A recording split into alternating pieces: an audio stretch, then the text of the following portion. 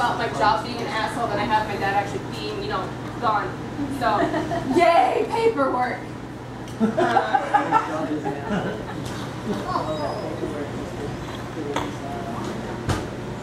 We're gonna go funny things. Woohoo! Because we all need a break from that. About honors?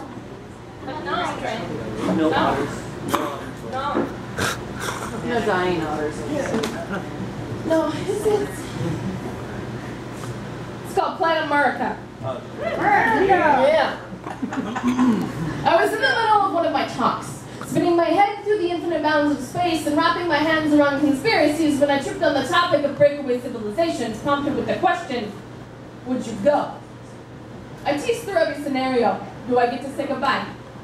How do I know it's not an alien abduction? Is there imminent pending doom? Can I choose a companion? Until I stripped it all and was left with the basic, would you go? Of all the crazy labeled ideas I preach, of all the hate I spit at humans, their inability to cohabitate with anything except their own greed, I don't know, honestly, if I could leave. I sound so hypocritical. To warn other Homo sapiens of the mother culture influence when I can't shy from it. But after hours of deliberation, I discovered during my hypothetical exodus that I love Mother Earth but hate my stepmother culture and her billions of children. For example, my conspiracy cohort and I concluded one scenario. Planets terraformed for retrospective countries, leaving 500 million on Earth, as said by the Guidestones in Georgia.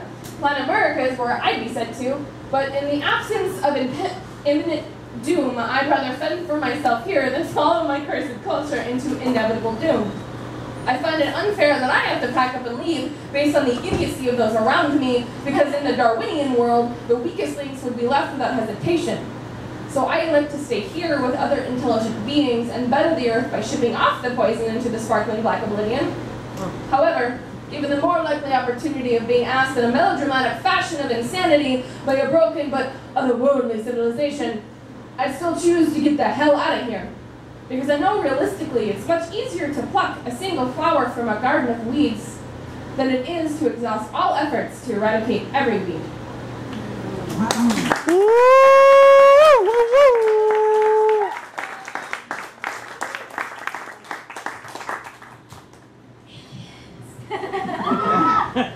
I'd go. Reference, watch Ancient Aliens. I actually did a drinking game to Ancient Aliens every time that Georgia Succo said technological. We ran out of beer. Ran out of beer. It was a great time, but it got really gross by the end of it, and we didn't want to go buy more beer. We were only like 15 minutes in. So on that, paranormal fun things, this one's called Orbs. My shirts are a poster to my belief system. I have a shirt that has an alien on it. When asked about my hobbies, I can list painting and writing, but I trip on the fringe science part.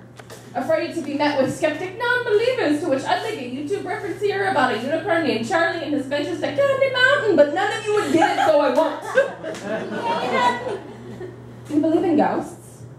To which follows, I thought you were an atheist.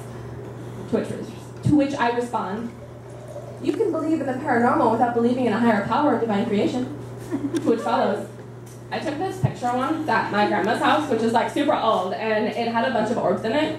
I mean, I'm sure I know it's nothing, but like I always wondered, To which I respond, I'm sure it's just light refraction. Orbs. Of all mind-bending concepts people hold on to, orbs are the most focused on. Forget the hundreds of alien abductee stories, forget the visible chemtrails in the sky, forget blatant military cover-ups, because orbs are obviously the only plausible paranormal event worth reporting. That's it. Humanity is doomed.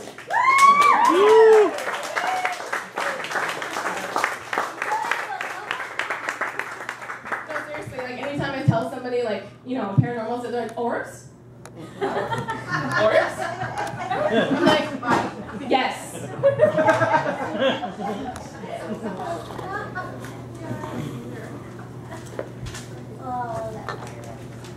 Anybody never not moved? I know it sounds right. Anybody ever not move in their entire life? Like they stayed in one house their entire life? Yeah, me and my mom have. We never moved. really. And we had the same house in our family since the 40s, 50s? Late 40s. Same house. My great-grandfather bought it, gave it to my grandpa. He left it to my grandma. My mom grew up in it, my uncle grew up in it, I grew up in it. Nice. Llama grew up in it. Llama grew up in it. Dog grew up in it. Lots of things, Mom. Lots of things. Chicken. Unfortunately, I was like, you knew somebody named Llama?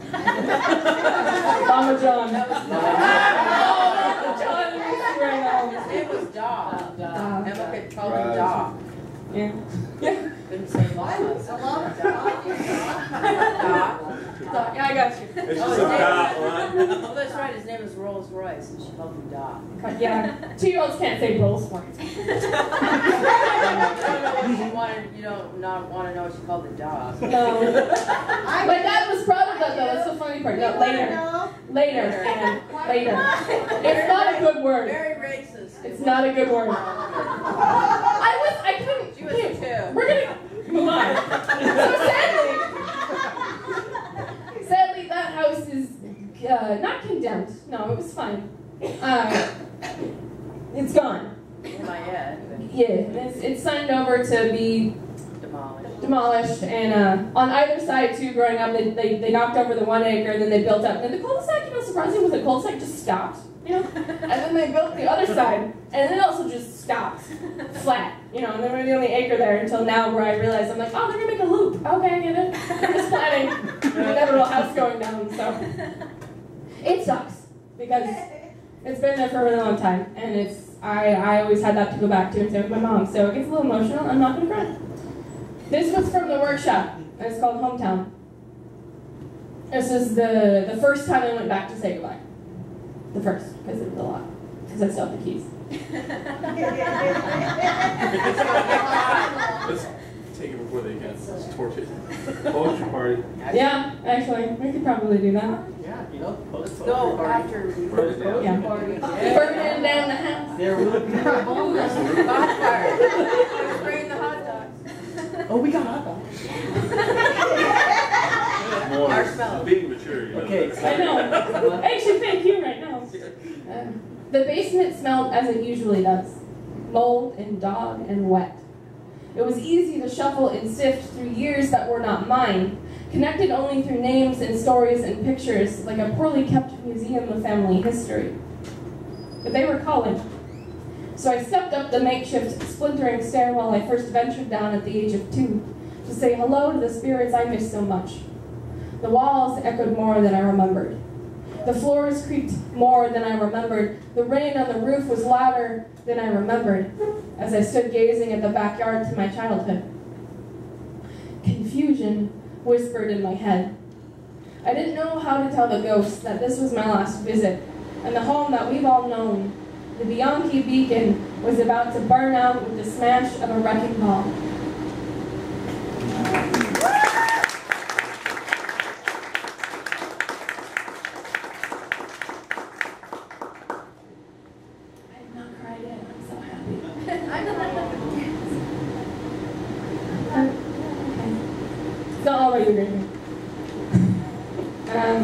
This one is one of David's favorites, so here we go.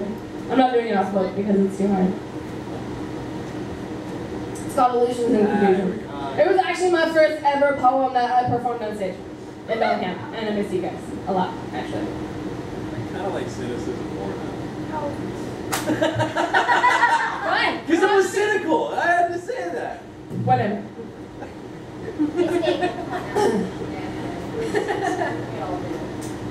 I can't take his shit. I love you.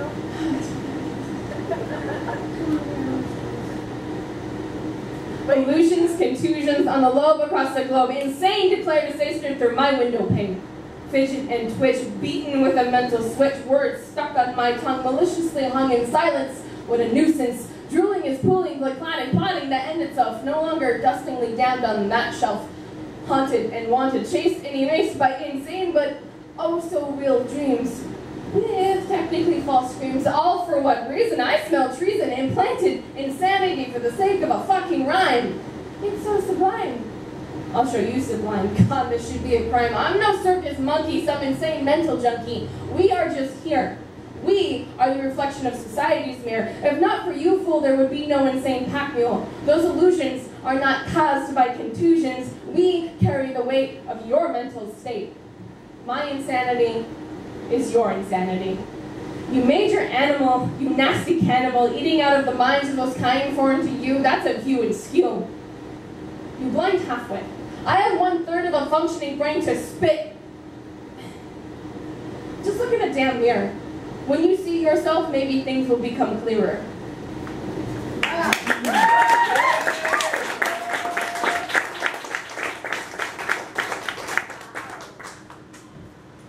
only taken like, 4 years to do that. It was worth it. Thank you. Every time I mess that poem up, every time. I actually did technically mess it up, but I think it's for the better at this point, so. Yeah. One of those things better. This one's called Inevitable. Also a product of the workshop. You should come on Sundays at 5 to Harvey's Pizza on Hood Avenue, but just not this Sunday because we're not having it. We're also on the Facebooks. The Facebooks. The Facebooks. You can find it on the internets. Yeah, the nets of inter. When faced with the word inevitable, literally the word plastered on a piece of paper staring back at me, it swallows my breath, steals my thoughts, brings them to dark places where I feel nothing but hopeless. While I gasp for air and scrape my nails inside the walls of my coffin until they bleed. Inevitable. Why protest when it won't solve the problem? Why cry when it's going to happen anyways? Why love when it will end? Why live when you will die? Where's the motivation to exist when everything you exist for will cease? Whether before or after you, the point being it all inevitably ceases. I ignore this word, cut it out of my dictionary, scratch obscenities across it and hang pictures to cover it because it somehow finds its way back to my poetry. I think it lives there, nestled within the letters, an alias that allows me to walk above book unnoticed as a whistleblower. But beneath the thumb of that persona lives a black smudge waiting to stain its inevitable doom on unsuspecting readers.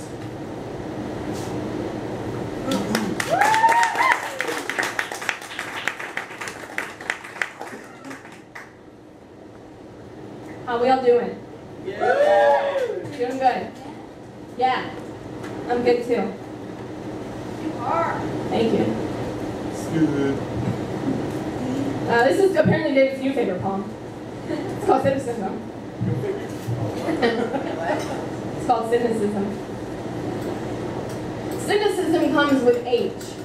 It forms when broken hearts and crushed dreams mix together in the pit of your stomach, churned by the wings of dying butterflies trapped inside. Your organs harden, your muscles tighten, and you never smile. The wrinkles left over are a scar, so those who know your affliction can cynically commend you. Knowing you fought a long and difficult battle against words of defeat from everyone but yourself until you were too tired to fight anymore. Those untouched by cynicism, those whose hearts and dreams haven't been destroyed and pounded together to harden their souls, always tell you to be optimistic. The world and the people in it are not bad, that you have hope in a life if you only work hard and believe it. What they don't know is that you already did, harder than they ever will, and that these good people, this good world, failed you.